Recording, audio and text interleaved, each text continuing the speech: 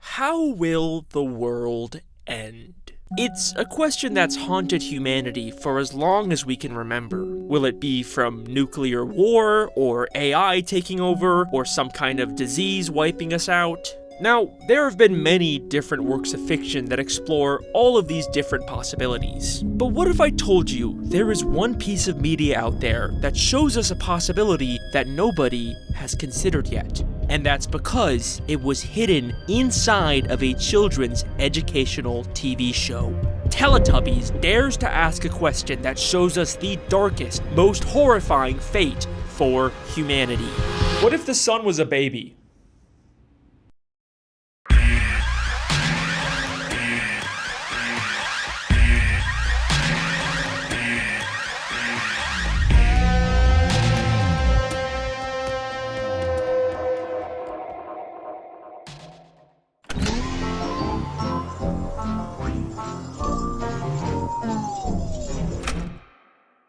It's possible I went a little too far with this video. Teletubbies is essentially just jingly keys to distract babies. It's not like Blue's Clues or Magic School Bus where there is some semblance of a plot or conflict. Teletubbies is just kind of nothing. There is no substance to this show, which is understandable because it was made for literally 1-year-old babies. Ba, ba, ba, ba, ba.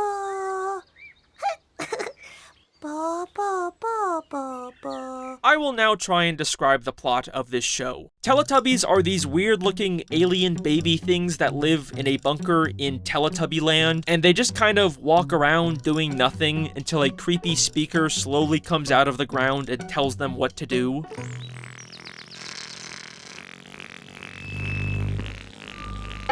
Time for Tubby bye-bye. Time for Tubby bye-bye. And there is also this giant Sunbaby thing that is constantly watching and laughing at them. And there is also a windmill that sends videos to their stomachs of just some random kids also kind of doing nothing for like 5 minutes. Playing on the beach. And it is so boring and by far the worst part of this show. And then when they're finally done with it, they literally just watch the exact same video again. Again. Because all this show is trying to do is just waste time distracting babies with jingly keys for as long as humanly possible. And I have watched so much Teletubbies for this video, and I hate it. Also, there's a vacuum cleaner named Nunu that looks like he's constantly in pain. Nunu is my favorite character because I can relate to him. And look, I get it. This is a baby show, I am not the target audience, and hopefully neither are the people watching this video. There is clearly no actual lore or world building here for me to discuss. 9 years ago, I even made another parody video of dark, edgy Teletubby theories. Now why don't we watch a little bit of Teletubbies and see what we find? We see the show using overstimulating vibrant colors to mimic the psychedelic effects of LSD. You know, that was just me making fun of losers who genuinely try to analyze this baby stuff. Anyways, here's my genuine analysis of Teletubbies. Despite everything I have just said, I do believe that there is a way to make sense of every weird random detail in this show. And it starts by asking a very simple question. Where is Teletubby Land? Over the hills and far away, Teletubbies come to play. It looks like Earth with the nature and rabbits, but we never actually see any humans. For all we know, this could be some distant alien planet or magical alternate dimension. But we know Teletubbies do have some kind of connection to humanity. The weird speakers are constantly telling them to do human things, and they are constantly being sent videos of human children in the real world. Hi, I'm Romy. Let's make some bagels. And I feel like the intro at the start of every episode does imply that Teletubby Land is on Earth somewhere. Over the hills and far away. Over the hills and far away. They are telling us where the show takes place in relation to us, the viewer. And to get there, we need to go over the hills that are in our way, as opposed to like going through space or a magical portal. Meaning Teletubby Land is likely on Earth. But this doesn't make sense, because Teletubby Land has a weird sentient baby-faced sun, but in the human videos, we can see that they just have a regular normal sun with no face. So if they're both supposed to be on Earth, then why is the sun different? Well, maybe it's not a question of where Teletubby Land is, but when. What if Teletubbies takes place on Earth in the future sometime after the normal sun somehow grew a baby face? And if that sounds far-fetched, then take a closer look at these human videos. Now, in most kids' educational shows, these types of segments are like Blue's Clues, where Steve gets sent mail from children who are fans of the show and say, "Hi Steve, I love Blue's Clues!" Look, it's a letter from our friends. Hi, Steve. Let's go see my classroom. But in all 485 episodes of both the original and 2015 revival of Teletubbies, not once do the children ever acknowledge the fact that these videos are being sent to Teletubbies. Hello, my name's Daniel. Hello, I'm Stephanie. They never even say the word Teletubby, which feels like a very weird, deliberate choice. For all intents and purposes, these are just random videos of humanity that could have been made long before Teletubbies ever even existed. And this all gets a lot more interesting when we take a look at the most recent Netflix Teletubbies reboot from 2022. Over the hills and far away, Teletubbies come to play. Time for Teletubbies. Time for Teletubbies. This reboot makes a couple very interesting changes to the show, one of them being to the human video segments. Oh, Dipsy. Hi. Hi there. Hi. Hi, everyone. Instead of just a couple random kids out in the world, these videos now take place inside of a single reoccurring location, with a woman named Julia who sings a song with a group of different children every episode. You are a rocket, a super fast rocket, then run and touch a star. And what's immediately different about these videos is that for the first time ever in the 27 years of this show airing, there actually is a direct acknowledgement of Teletubbies from a human being.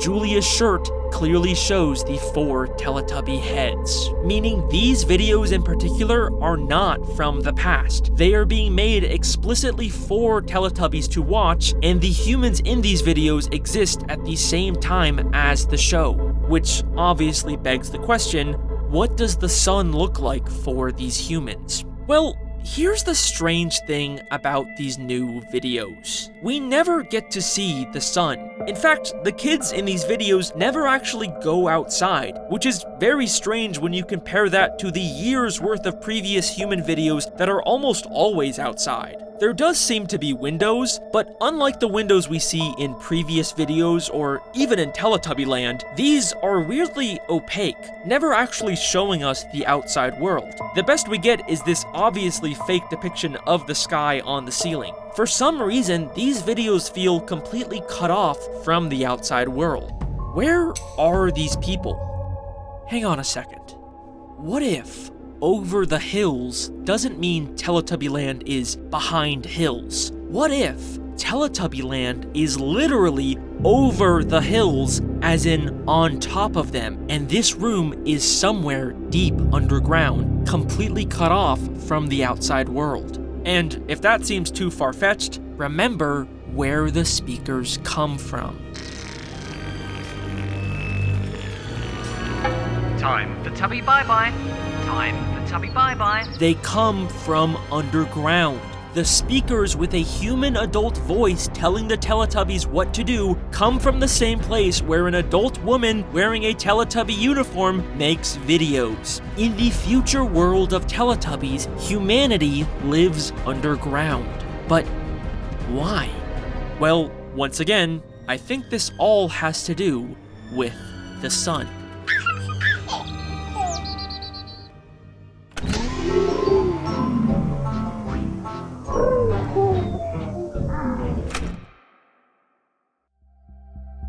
Imagine a world where everything is normal.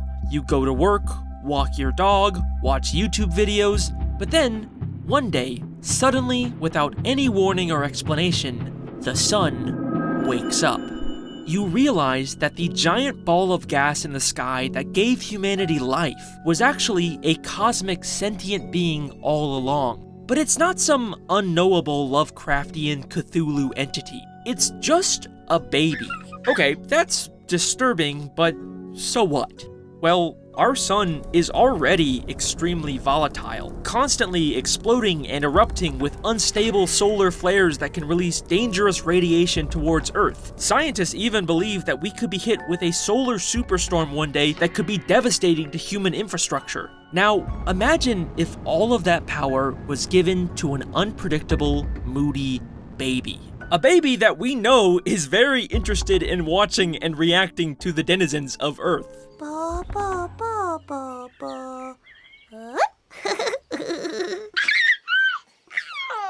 In fact, we could even see that when the baby sun gets a little too excited, the brightness of the sun suddenly increases.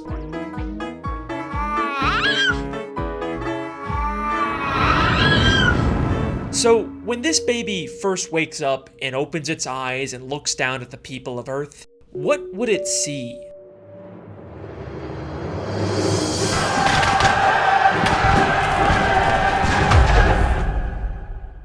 That baby would immediately throw a massive tantrum. So if humanity went underground after this baby showed up, then I think it's because this baby had some kind of catastrophic effect on the Earth, making the surface completely uninhabitable for humans. And if you don't believe me yet, remember those drawings of a smiling sun we kept seeing in the new videos? Well, there actually is just a single episode of the reboot that shows a drawing of a sun without a face. But what's interesting is that it also shows people and a car and maybe even a police officer below the sun. Unlike the drawings with the smiling sun that only ever show grass and flowers and no signs of humanity, just like Teletubby Land. These drawings are telling us that when the smiling baby sun came out, humanity disappeared. Yes, I believe that Teletubbies is set in a post-apocalyptic world where humanity was forced underground because the baby sun woke up.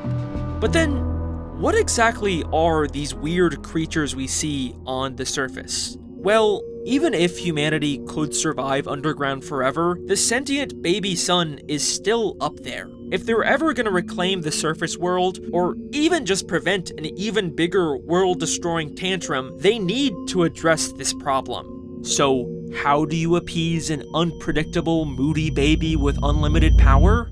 You jingle keys in front of them. The humans created Teletubbies, 4 creatures that could withstand the dangers of the sun, and sent them to the uninhabitable surface to keep the baby sun entertained and calm for as long as possible. Teletubbies literally is Jingly Keys for a baby! Every episode starts and ends with this baby. They are constantly cutting back to the sun's reaction every time the Teletubbies do something.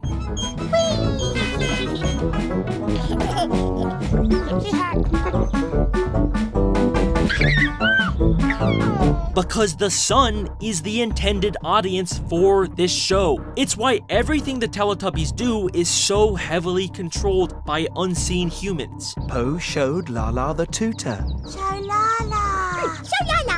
This dumb baby show is actually a very high-stakes operation to protect what little remains of humanity. And if you still don't believe me, then let me ask you this. What are Teletubbies? They're weird, big baby things that seem to have technology integrated into their bodies. But let's ask the creators of this show, what was the initial idea behind Teletubbies? We decided we'd go to the Smithsonian and we saw the actual spacesuits of men who'd not that long ago walked on the moon. You know, isn't it amazing? There's all this technology and you look at them and they just look like babies with nappies on toddling about. And they were basically NASA spacemen. They were very easily surprised by things and fell over all the time, and when they were worried about things, they hugged each other. They were based on astronauts, aka people sent by humanity in technological suits designed to withstand inhospitable environments. Once you compare moon landing footage to Teletubbies, you can never unsee it. Over the hills and far away, Teletubbies come to play. Tinky Winky, Tinky Winky, Dipsy, La La, La la. Po, Teletubbies, Teletubbies. say hello. And this is only the tip of the iceberg. Once you start viewing the show through this lens, everything that once seemed like weird, pointless nonsense suddenly takes on a whole new meaning. The Teletubbies live in a bunker-type structure beneath a hill, a shelter designed specifically to survive a harsh environment. The Teletubbies are surrounded by advanced technology that obviously these dumb baby creatures didn't make.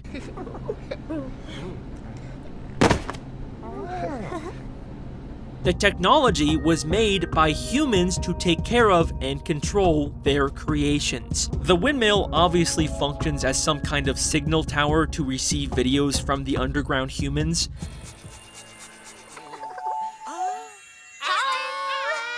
But it also works as a form of renewable energy in this world without any functioning human infrastructure. Teletubby Land itself is covered in plants, the only form of life that would be able to adapt and thrive in harsh sunlight. The Teletubby shelter has been completely covered in grass, and we see flowers suddenly popping up all the time. It was a really big flower. Clearly, plants are thriving in this new Sunbaby world. Okay, but what about the rabbits? Why are they the only animal we see on the surface? It's not like rabbits are especially resilient to sunlight. Well, what are rabbits known for? Firstly, they are extremely fast breeders. They would be the perfect species to send to the surface to quickly repopulate the Earth's ecosystem. In fact, they are such fast breeders that apparently the crew filming the show kept having to pause the shoot because the rabbits kept having sex in the background. And secondly, rabbits are also commonly used by humans for laboratory testing and genetic modification. So maybe, much like the Teletubbies, these rabbits were genetically modified by humans to survive the surface world. This theory wraps up a lot of loose ends about the original show. But once again, the 2022 Netflix Teletubbies reboot has some very interesting differences, and this is where things get a little more disturbing. Twinkle, twinkle, little star. So the new Teletubbies reboot has 3 very interesting changes. First, as I've already explained, the human videos are now with Julia in a post-Teletubby world. They no longer just show old random videos of humanity. Suddenly, everything is now custom-made for the Teletubbies. Second, there are now Teletubbies in the bunker.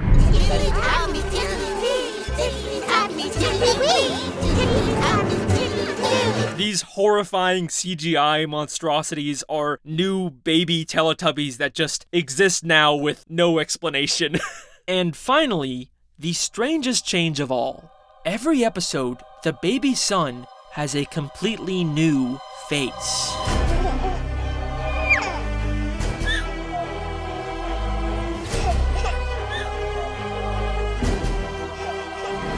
Why? What does this mean? All of these changes are so sudden and random, and none of them really fit into my theory. You guys don't understand. I have watched hours and hours of this extremely boring baby show to try and make sense of this, and I almost gave up. But then, I finally found a single episode of Teletubbies that changed my entire view of this universe. Episode 56 of the 2015 revival called Twinkle, Twinkle. In this single episode, for the first and only time in the over 500 episodes of Teletubby canon, it becomes night, and we watch the Teletubbies leave their bunker and look up at the night sky.